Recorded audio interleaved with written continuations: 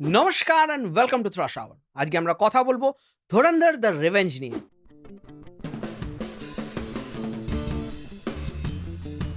এখন বাজে হচ্ছে 12টা 38। এই 1-2 ঘন্টা হলো আমি বাড়ি ফিরেছি, একটু ফ্রেশ হলাম, দেন এই ভিডিওটা করতে বসলাম। আর সিনেমাটার ইন্টারভেলের পর এবং শেষ হওয়ার পর আমি দুটো শর্টস ছেড়েছিলাম, ওটার লিঙ্ক দিয়ে রাখলাম, পারলে দেখে নেবেন। এই ভিডিওটা শুরু করার আগে কয়েকটা জিনিস আমি ক্লিয়ার করে নিই। এই ভিডিওতে কোনো স্পয়লার থাকবে না, so it is absolutely spoiler free, তাই স্পয়লার ফিল্ড ভিডিও পরে আসবে। এবং সেকেন্ড জিনিস, আমার কোনো পলিটিক্যাল অ্যাফিলিয়েশন নেই, সেটা তোলামূল হোক কি পচাপা। ওই জন্য যেরকম আমি লক্ষ্মী এলো ঘরে কেউ ব্যাশ করতে পারি, সেরকম আমি এই গেরুয়া রঙের পচাপা পার্টির যে কোনো প্রপাগান্ডা সিনেমাকে ব্যাশ করার অধিকার রাখি। এই ভিডিওতে আমরা ধুরন্ধরের সিনেম্যাটিক কোয়ালিটি নিয়ে অ্যানালাইজ করব, তাই জন্য শুধু যদি ধুরন্ধরের গুণগান শুনতে হয় তাহলে অন্য ভিডিও দেখতে পারেন। আমি আমার ভিডিওতে তানপুরা নিয়ে আদিত্যধারের গুণগান গাইবো না। এবং আরেকটা জিনিস, ওই বিশ্ববিখ্যাত জ্ঞান পাপি যারা আছেন যে অমুক তো ভালো বললো, তুমি কেন খারাপ বলছো, তোর সব সিনেমাই খারাপ লাগে, প্লিজ চ্যানেল থেকে আপনারা বিদায় নেন। কারণ বলুন তো, পয়লা বৈশাখ আসছে, তো আমি চৈত্র সেল আরম্ভ করেছি, ওই আবর্জনাগুলো ঝেঁটিয়ে বিদায় করবো। হ্যাঁ, এবারে শুরু করা যাক ধুরন্ধরের রিভিউ। আমি ধুরন্ধর 1 এর রিভিউ করেছিলাম আমার হিন্দি চ্যানেল থেকে, লিঙ্কটা আমি আই বাটনে দিয়ে রাখলাম, আপনারা পারলে দেখে নেবেন। সেখানে আমি ধুরন্ধরকে 9 আউট অফ 10 দিয়েছিলাম, because I was absolutely blown away by this film. Oh by the way, অনেক আবার বলেন যে আমি কেন এত ইংলিশ বলি না, এটা সাহিত্য চর্চার ক্লাস তো হচ্ছে না। আর প্রথমে একটা ডিসক্লেমারও আমি দিয়ে দিই, যেটা বাংলায় থাকে, তো ওটা না পড়তে পারলে মূর্খটা কে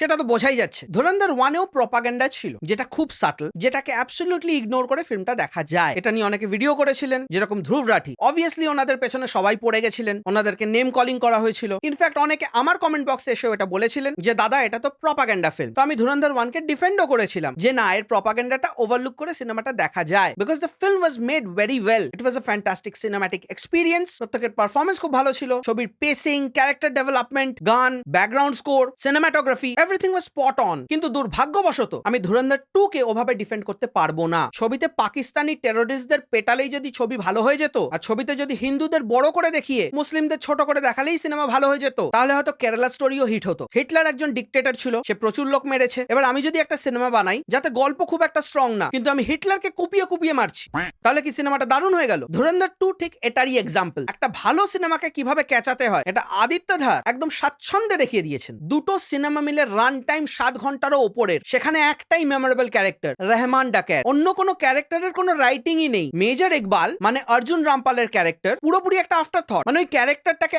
এমন দেখানো হলো, তারপরে তার এক্সিকিউশন, ট্রিটমেন্ট পুরো হাস্যকর। তাকে তার বাবা অব্দি গালাগালি দিয়ে চলে যায়, যে বাবা হুইল চেয়ারে বসে। মেজর ইকবালের ফ্যামিলি ক্রাইসিস দেখানো হয়েছে। মানে পয়েন্টটা কি ছিল? একটা টেরোরিস্টের কেন আমরা ব্যাক স্টোরি দেখবো না? আদিত্যধার তো চান না যে আমরা সিম্পাথাইজ করি, তাহলে এটা কেন রাখা হলো? এবং ইন্ডিয়ান স্পাইরা যেভাবে ঘুরে বেড়াচ্ছে এবং অপারেট করছে, কতগুলো উইটনেস আছে আপনাদের আইডিয়া নেই, কারোর কোনো তাপত্তাপ নেই। হ্যাঁ, রণবীর সিং এর পারফরমেন্স ওয়াজ ফ্যান্টাস্টিক, ওনার অভিনয় অসাধারণ। স্পেশালি একটা সিন আছে ওনার ফ্ল্যাশব্যাকে, যেখানে উনি ওনার পরিবারের একজনের সামনাসামনি আসেন এবং দুজনের এক্সপ্রেশন জাস্ট মাইন্ড ব্লোয়িং। এবং শুধু ওটা না, action, dialogue delivery, screen presence, ছবিটা এসেনশিয়ালি একটা রণবীর সিং ফিল্ম, এটা নো ডাউট, বিকজ আর কাউকে স্ক্রিন টাইম দেওয়াই হয়নি। ছবিতে প্রচুর ক্যারেক্টার্স, মানে যাদের আমরা দেখেছিলাম পার্ট 1 এ, প্লাস আরো কয়েকজন, এবং প্রত্যেকটা ক্যারেক্টারকে থ্রো অ্যাওয়ে ক্যারেক্টার করে দেওয়া হয়েছে। মানে আয় মরবি যা, আয় মরবি যা। পার্ট 1 এর যে ডেথ গুলো ছিল, সেই সিন গুলো অব্দি একটা বিল্ড আপ ছিল, ওই জন্য ডেথ গুলোর ইম্প্যাক্ট ফিল করা যাচ্ছিল। যেরকম ধরুন বাবু ডাকাতকে যখন রহমান ডাকাত মারলো, that scene had an impact, because তার আগেই রহমান ডাকাতের ছেলেকে মারা হয়েছে। এরকম প্রত্যেকটা সিন যখন পার্ট 1 এ রাখা হয়েছিল, সেই সিনটাতে ন্যাচারালি ঢোকা হয়েছিল, ফোর্সড লাগছিল না, আর্টিফিশিয়াল লাগছিল না। এই ছবিতে কোনো আগে পিছু নেই, দেখো মারো, দেখো মারো, দেখো মারো। এবং এটার কিন্তু একটা আর্গুমেন্টও আছে, যেরকম the Deathly Hallows part 1 and part 2। Part 1 ছিল build up, part 2 execution. But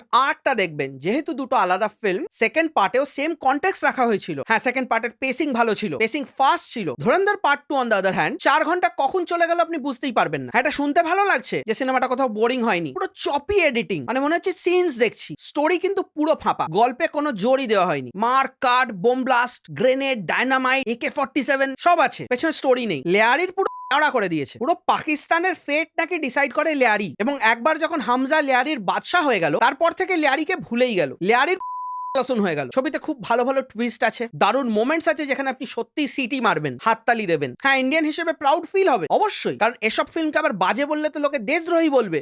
ইন্ডিয়াতে তো আবার দেশপ্রেম এবং সিনেমা প্রেম দুটো একই জিনিস।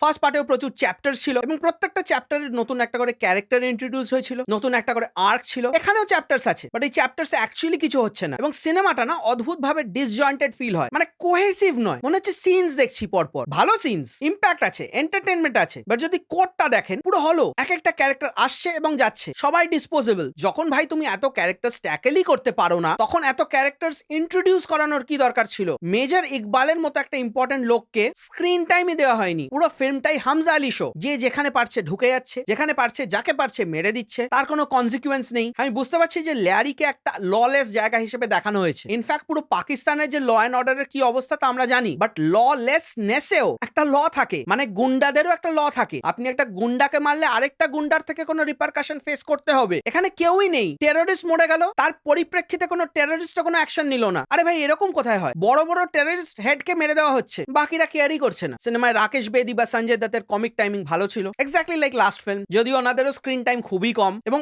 এই ছবিতে একজন বিশ্ববিখ্যাত পলিটিশিয়ানের ক্যামিও আছে, না মানে উনি নিজে ছিলেন না এই সিনেমাতে, কিন্তু উনি যে প্রাইম মিনিস্টার হিসেবে ওথ নিয়েছেন সেই ভিডিওটা আছে। এবং টেররিস্ট রীতিমতো বলছে যে অমুক পার্সেন্ট প্রাইম মিনিস্টার হয়ে আসার পর আমাদের অবস্থা খারাপ হয়ে গেছে। বাহ, এটা প্রপাগান্ডা না? অনেকে কমেন্ট সেকশনে বলবেন এটা নাকি সত্যি ঘটনা, মানে এটা সত্যি ঘটনা হতেই পারে, কিন্তু আমি তো মোদিজির ডকুমেন্টারি দেখতে যাইনি দাদা বা দিদি, আমি একটা সিনেমা দেখতে গেছিলাম যেখানে প্রত্যেকটা লাইনে মোদিজিকে প্রেস করা হচ্ছে। কোন সুখে আমি দেখবো এটা? বিকজ এখন তো ইন্ডিয়াতে হয়ে গেছে মোদি ইকুয়াল টু হিন্দুইজম। ডিমনিটাইজেশনের মতো একটা কুৎসিত ঘটনাকে এখানে প্রেস করা হয়েছে, মানে এটা বোঝাতে চাওয়া হয়েছে যে ওটা না হলে ইন্ডিয়ার টেরোরিজম ভর্তি হয়ে যেত। আহারে, ওই যে কতগুলো লোক রোদে দাঁড়িয়ে মারা গেছিল, ইস, ওরা যদি জানতো যে এটা টেরোরিজম বন্ধ করার জন্য করা হয়েছে, তাহলে হয়তো ওরা স্বেচ্ছায় প্রাণ দিয়ে দিত।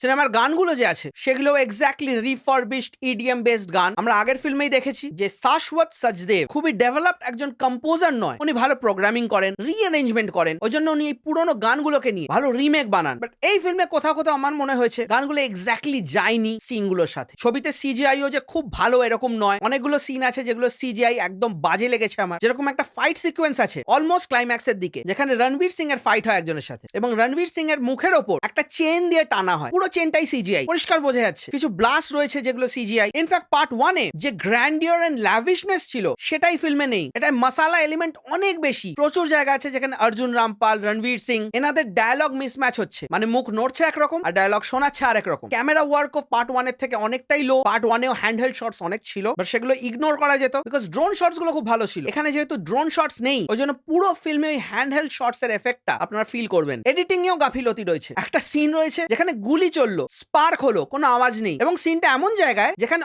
অনেক গুলি চলছে এরকম নয়, একটাই গুলি চললো অলমোস্ট অন্ধকার ঘরে, পরিষ্কার স্পার্কটা হলো, কোনো আওয়াজ নেই। এবং আমি আগেই বললাম সিনেমার স্ট্রাকচারটাও অদ্ভুত, প্রপার আর্ক ফলো করতে পারে না। ইন্ট্রোটা শুরু হয় ব্যাক স্টোরি দিয়ে এন্ড দেন গ্র্যাজুয়ালি প্রোগ্রেস করে। একটা জিনিস বলে দিই, সিনেমাটা লাস্ট অব্দি দেখবেন, সিট ছেড়ে উঠবেন না, বিকজ এন্ড ক্রেডিট সিন আছে। অ্যাট লিস্ট আমাদের হলে তো দেখানো হয়েছিল। এবার আমি গেছিলাম 5টার শোতে, সাউথ সিটি আইনক্স। আমাদের শো শুরু হয়েছিল 5:30 এবং তারপরে আধ ঘন্টা ধরে কোনো অ্যাড তো চলেনি, খুব ভালো, কিন্তু রিলটাকে বারবার প্লে করা হচ্ছিল এবং ওয়াইল দে ওয়ার প্লেইং এ মাঝখানের কিছু গ্লিমস, ইনফ্যাক্ট ক্লাইম্যাক্সের কিছু সিন হুট করে প্লে হয়ে গেছিল। So that was a huge spoiler for us. যদি আমি শুনতে পেলাম যে আদিত্য ধার নিজেই অ্যাপোলজি চেয়ে নিয়েছেন, সো উইচ ইজ ফাইন। তো আমি ধুরন্ধর দ্য রিভেঞ্জ কে দেব 6 out of 10। I was extremely disappointed. এটা যদি শুধু বাজে ফিল্ম হতো তাহলেও হয়তো আমি এটাকে বেশি দিতে পারতাম, বাট সত্যি বলতে আমি তো এত টাকা দিয়ে মোদিজির ব্র্যান্ড প্রমোশন দেখতে যাব না, তাই জন্য মনকে খুব শক্ত করে আমি 6 দিলাম। এটা যদি রণবীর সিং না থাকতো এবং অর্জুন রামপাল না থাকতো, এই ফিল্মটা হয়তো 4ও ডিজার্ভ করতো না। যাই হোক, এই ছিল আমার views and opinions on Dhurandhar the revenge. এটা কিন্তু part 1 of this video. Part 2 তে আমি